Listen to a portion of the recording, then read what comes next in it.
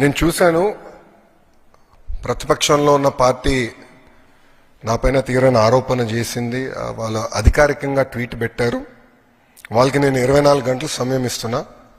2000 రూపాయలు నా బ్యాంక్ అకౌంట్కి వచ్చింది, నా జోబులోకి వచ్చిందని వాళ్ళు అంటున్నారు కనుక నిరూపించండి, లేదంటే ఆ స్టేట్మెంట్ విత్డ్రా చేయండి.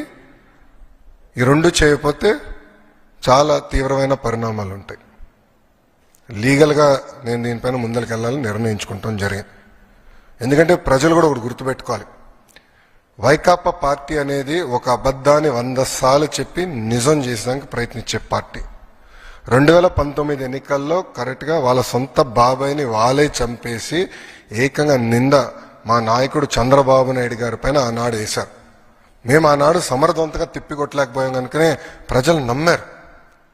కానీ ఇప్పుడు చూడండి, చెల్లెలు చెప్తున్నారు ఏం జరిగిందో. సో వాళ్ళ అబద్ధాలు చెప్పి ప్రజలు నమ్మించడానికి ప్రయత్నిస్తున్నారు. ఈ 2000 రూపాయలు నేను ఆ ట్వీట్ని నేను చదివాను. ఆ 2000 రూపాయలు నా జోబుకి వచ్చిందన్నారు. వాళ్ళు నిరూపించాలి, లేదంటే ఆ స్టేట్మెంట్ వెనక్కి తీసుకోవాలి, లేదంటే to the fullest extent of the law I will take action against them. రెండో విషయం వచ్చేగల